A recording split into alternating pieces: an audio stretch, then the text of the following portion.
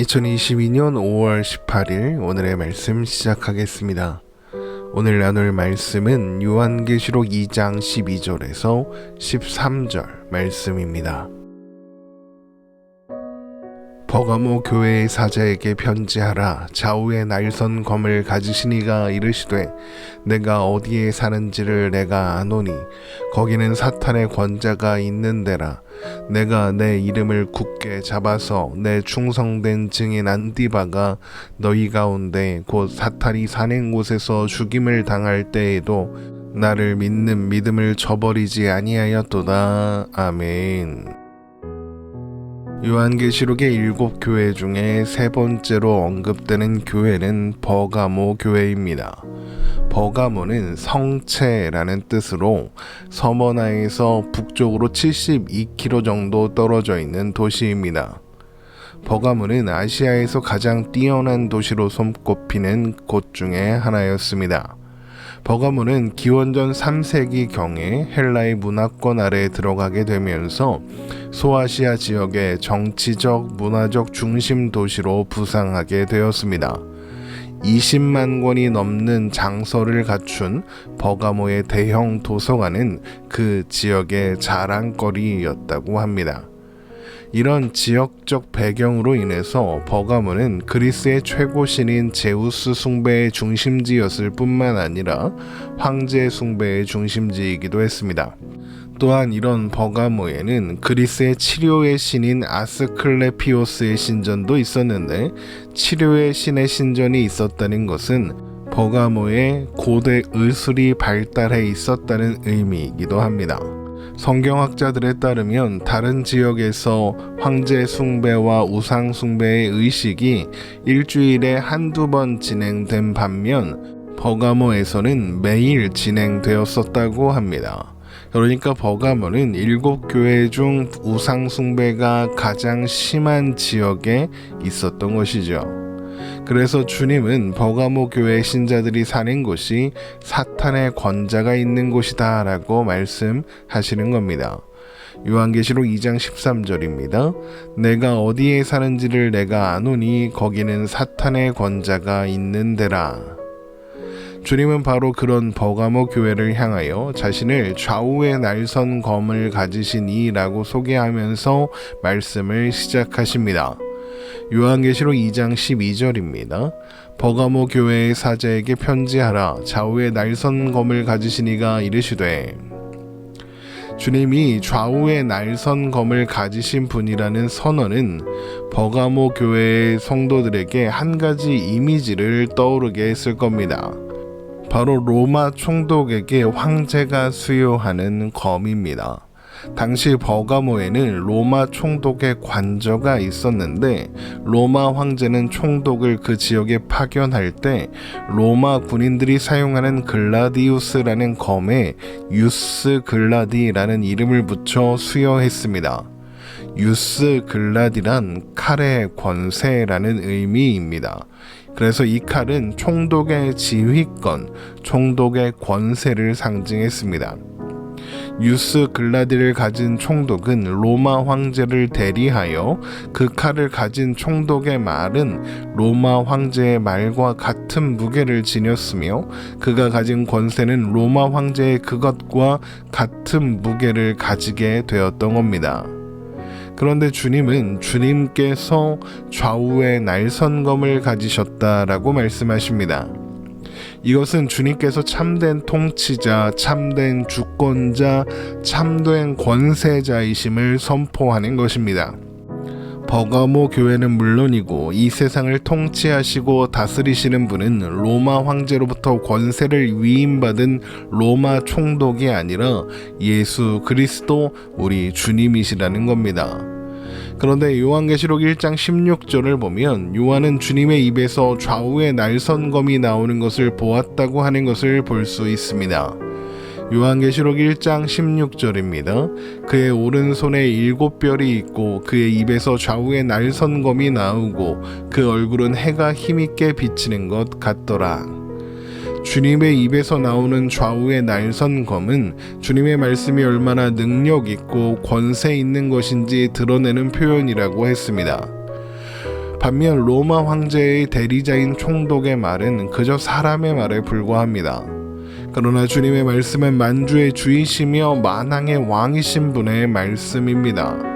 주님은 좌우의 날선검을 가지신 이가 말씀하신다라고 선포하심으로써 로마 황제로부터 부여받은 검을 가진 총독은 물론이고 그 검을 수여한 로마 황제조차 전능하신 하나님 주님의 주권 아래에 있는 존재일 뿐이다 라는 것을 보여주시는 것입니다. 이렇게 좌우의 날선검을 가지신 주님께서 버가모 교회의 신자들이 어디에 사는지 아신다라고 말씀하십니다. 그들이 사는 곳은 사탄의 권자가 있는 곳입니다.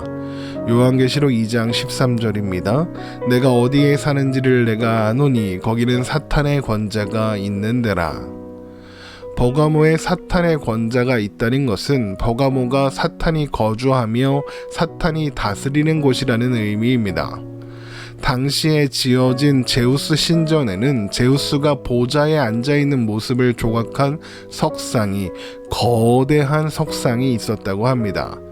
지금은 남아있지 않지만 버가모에 있었던 제우스 신전의 규모를 생각해보면 그 안에 있었던 제우스의 석상 또한 그 규모가 어마어마했을 겁니다. 이것은 실로 사탄의 권자에 앉아있는 모습이라 할 만합니다. 이것은 버가모가 7교회 중 황제 숭배와 우상 숭배가 가장 심한 지역이었다는 의미이기도 하겠습니다. 그러나 버가모 교회의 신자들은 그런 열악한 상황 속에서도 예수님의 이름을 굳게 붙잡았을 뿐만 아니라 주님의 충성된 증인 안디바가 순교할 때도 그들은 믿음을 포기하지 않았습니다. 요한계시록 2장 13절입니다. 내가 어디에 사는지를 내가 아노니 거기는 사탄의 권자가 있는 데라. 내가 내 이름을 굳게 잡아서 내 충성된 증인 안디바가 너희 가운데 곧 사탄이 사는 곳에서 죽임을 당할 때에도 나를 믿는 믿음을 저버리지 아니하였도다. 여기에서 주님의 충성된 증인으로 소개되는 안디바에 대한 기록은 성경에서 찾아보기가 어렵습니다. 하지만 교회사에 따르면 안디바는 우상숭배와 황제숭배를 거부했다는 이유로 노쇠로 만든 황소상 안에 넣어진 채로 불 위에 올려져 그렇게 순교했다고 합니다. 하지만 안디바가 누구인지 어떤 일을 했는지 우리는 알 길이 없습니다. 그는 분명 주님의 충성된 증인이었지만 교회의 지도자였거나 어떤 대단한 업적을 남긴 사람은 아니었습니다. 그러나 그는 순교를 마다하지 않았습니다. 또한 그와 함께 있는 모든 성도들이 순교를 마다하지 않았습니다. 그 이름이나 업적, 그 역사를 아무도 제대로 기억하지 못합니다. 안디바는 이름만이라도 기억되고 있지만 안디바와 함께 죽음을 당할 때에도 기꺼이 믿음을 저버리지 아니하고 지킨 사람들의 이름은 우리는 알 수가 없습니다. 그러나 주님은 그 이름을 기억하십니다. 서울 합정역 근처에는 양화진 외국인 선교사 묘역이 있습니다. 저는 마음이 어려운 일이 생겼을 때 종종 그곳을 찾아 그 묘역을 걸으면서 100년 전 이 땅에 아무런 이유 없이 아무런 대가를 바라지 않고 찾아와서 복음을 전하다가 죽어 이 땅에 묻힌 그들을 생각하곤 합니다. 그런데 그런 묘역들 가운데에는 제가 오랫동안 머물며 지켜보는 그리고 묵상하는 무덤이 있습니다. 그 무덤에는 작은 비석과 함께 이렇게 쓰여져 있습니다. Unmarked, 이름 없는, 표시 없는 무덤이라는 의미입니다. 양화진 선교사 모역에는 그런 무덤들이 꽤 많이 있습니다.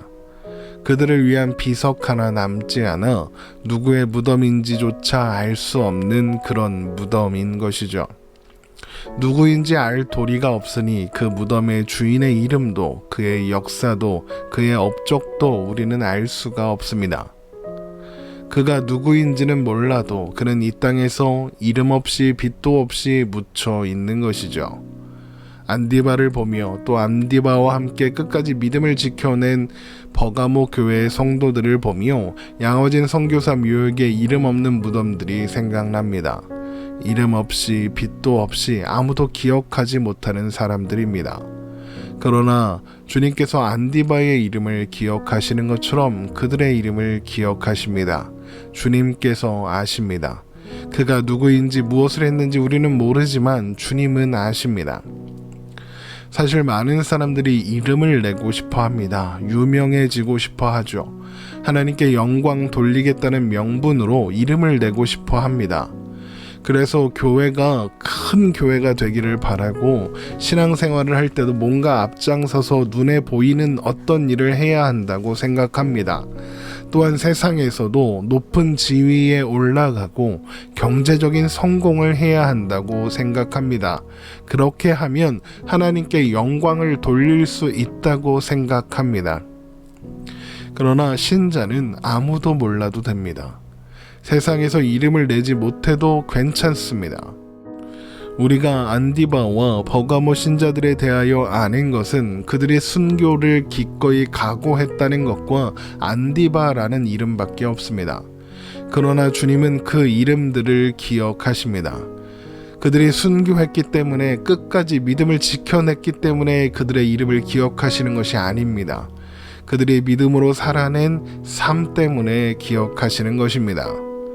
요한계시록 2장 13절의 말씀을 다시 한번 읽어보겠습니다.